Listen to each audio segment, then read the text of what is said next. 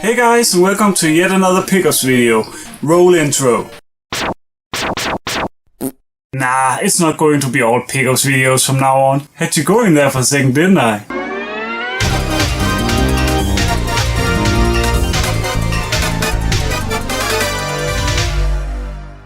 On the PC, we have looked at some bad Mega Man games. And an okay one, but maybe it's time to look at some better ones, or dare I even say, maybe even some great ones. Welcome to the third and probably final installment of the Mega Man on PC miniseries. So you might be thinking to yourself, what other PC Mega Man games could there possibly be? Well, I'll show you. BAM! Mega Man X3. What kind of differences could there actually be between the SNES version and the PC version, you might ask? Well, I'll tell you. To start off, let's take a brief look at the release dates. Okay, Mega Man X3 was released on the SNES for North American audiences in January 1996, the PlayStation port reached Europe in March 1997, while the PC port was released in North America in October 1998. The long wait between those releases kinda makes you wonder if they used the time to do some things to improve the game. Well, I guess you'll just have to keep watching this video to find out. I'd just like to point out that for some reason there's a huge classic Mega Man on the back of the PC game box. Taken directly from the cover art of Mega Man 8 to be exact. I mean, why? What's the point of plastering a huge character on the box who's not even in the game? That's like if they chose to put some weird dude on a Mega Man game box holding a gun instead of using his buster. That would be insane. Wait, they already did that? Twice? Well, I guess if you take that into consideration, this actually makes more sense. We're off to a good start, aren't we? So where were we? Oh yeah, the game! To be honest, there really isn't a lot to say about the PC version of Mega Man X3. It's actually almost an exact port of the PlayStation version, which of course is almost an exact port of the SNES version. Now, it's actually quite understandable if you didn't know that Mega Man X3 was released on the PlayStation. And that's because it was only released in Japan and Europe. And the European version is considered quite rare. I mean, not as rare as the SNES version, of course, but you get the idea. Just to clarify, the game was also released on the Sega Saturn along with the PlayStation, but since I don't own a copy of the Saturn version, I won't really be talking about it. However, it should be identical to the PlayStation version. Well, to start off, let's have a look at the differences between the SNES version and its PlayStation and PC counterparts. Really, there's only like 2 real differences and they're both awesome. Here they are. Capcom seemed keen on utilizing the disc-based system's full motion video capabilities, and that's what they did.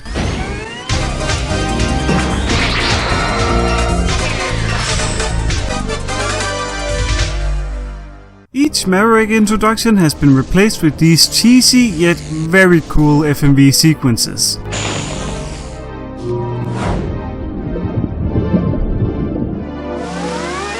Wait, go back. Is that Otto? Yeah, I think that's Otto. How did he survive the last 100 years when all other robots from his time didn't? What does this mean? How can he be there? Is it possible that they just put that in as an Easter egg? Probably. Is it possible that it doesn't mean anything? Maybe. Does it even matter? No. Well, alright then.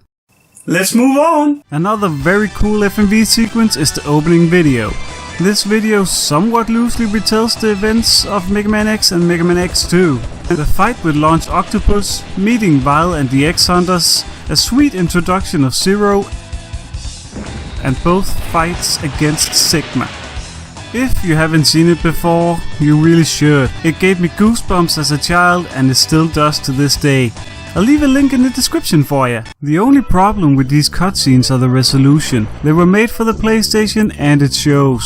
The 320 by 240 resolution video looks quite unclear on an HD screen. This issue is most apparent during the credits. The entire sequence was done in FMV so they could have these pictures of the bosses down here. But what it does is render the text almost unreadable and reduces X and Zero to 2 running blurs. But all in all, the FMV cutscenes are an awesome addition, in my opinion. Many of the sound effects has been altered between the SNES version and the PC and PlayStation versions.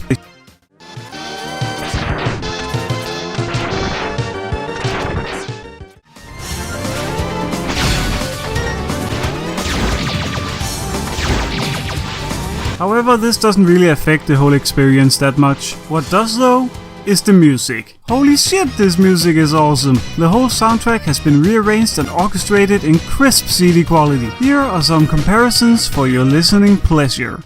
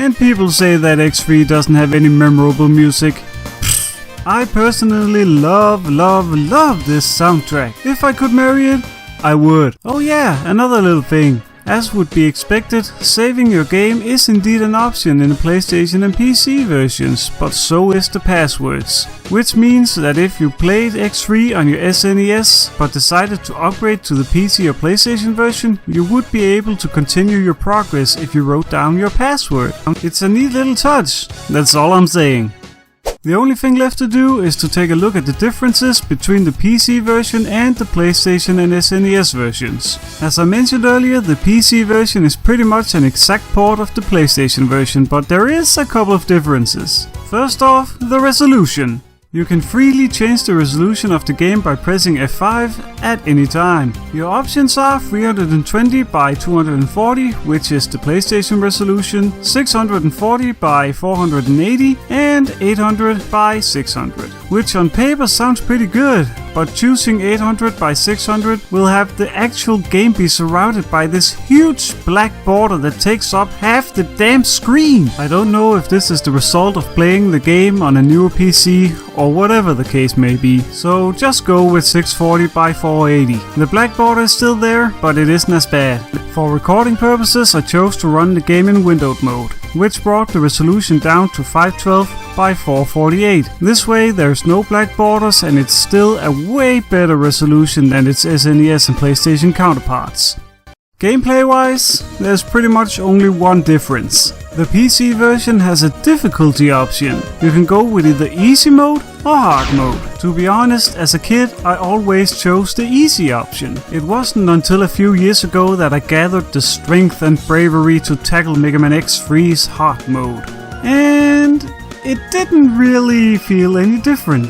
Maybe it's because I'd become so familiar with the game, playing it countless times through the years, but I didn't find the game any harder playing through it on a higher difficulty setting. I'm sure that the enemies probably need to take a bit more damage before perishing, but I just plowed through the game as I normally would, and I've been playing the game on hard mode ever since. Needless to say, hard mode is most likely the original difficulty from the SNES and PlayStation versions, and easy mode is probably a slightly less difficult option for new players. Sorta along the lines of what they did with Mega Man 2 when it was brought over to Western audiences. I only have one more thing to say about X3 on PC.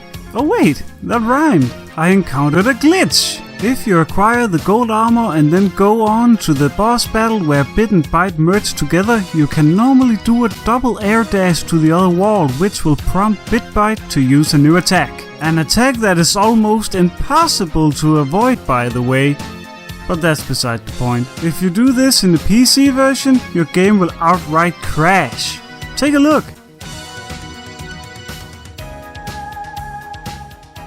And that was Mega Man X3 on PC. Hey, I'm just gonna cut myself off here for a second. While watching through the video, I realized that I had forgotten something, so I'm just gonna put it in here. Okay, the various speech text colors are slightly different between the SNES version and the PC and PlayStation versions, as you can see here. That's all, let's resume the video. Man, that took way longer than I had expected. This is going to be a long ass video, isn't it? All in all, I would say if you have a USB controller of some sort, the PC version is the definitive version to play. The higher resolution rearranged soundtrack, FMV cutscenes and much faster loading times than the PlayStation version, if you install the full game that is, makes the PC port the absolute best version of Mega Man X3 in my opinion. But if you want to try out a version featuring the FMV cutscenes and rearranged soundtrack, you can always try out the Mega Man X collection. It should be a bit easier to find compared to the PlayStation and PC versions. Next up, we're going to take a quick look at the PC port of Mega Man Legends. This time around, the PC port wasn't released until 3 years after the game's debut on the PlayStation. Something tells me that they didn't initially plan to make a PC port. Hey, do you remember when setup screens looked like this? No? Okay. What's funny here is that apparently we're installing Mega Man. Not Mega Man Legends, just Mega Man. And it's not just here, the game actually gets installed as just Mega Man. Take a look inside the Capcom folder. The folder is just called Mega Man, and so is the executable file. Why? I mean, they were able to name the folder somewhat properly with all of the other games, so why not Mega Man Legends? I know, it's just a nitpick, but it really does bother me, you know? Anyway, there really isn't much to say about the PC port here. See, in the previous videos, I've never really mentioned anything about control schemes. Mega Man X had a pretty standard DOS game control scheme. You shoot with space, jump with Alt, and dash with control, and of course use the arrow keys to move. But most of that was remappable, so no problems there. In Mega Man 1 and 3, you jump by pressing J and shoot by pressing space, which is stupid, but manageable. But now, just take a look at the Mega Man Legends controls. What? What the fuck is this? The game wants you to somehow use your left hand to control the action buttons while you claw your right to somehow use the arrow keys and the 3 buttons up here at the same time. That's fucking impossible! And the worst thing about this is, as a child I actually completed the game with this backwards ass control scheme. How I did it? I seriously have no idea. But if you're using a USB PS1 controller, this isn't really a problem though. Other than that, it's pretty much just a straight port from the PlayStation, but it does have better resolution though. Obvs. The game has a resolution of 640 by 480, double the resolution of the PS1 version, which makes the game look a lot prettier in my opinion. There are also some small differences here and there. The cursor in the menus have been changed from a pointing hand to a star. And the Zenny symbol has been changed to a $sign for some reason. Something a bit quirky in the PC port is that when you talk to Data about saving the game, he will still tell you that you need a memory card in order to save your game. I can make this work. Hey Data, you drunk?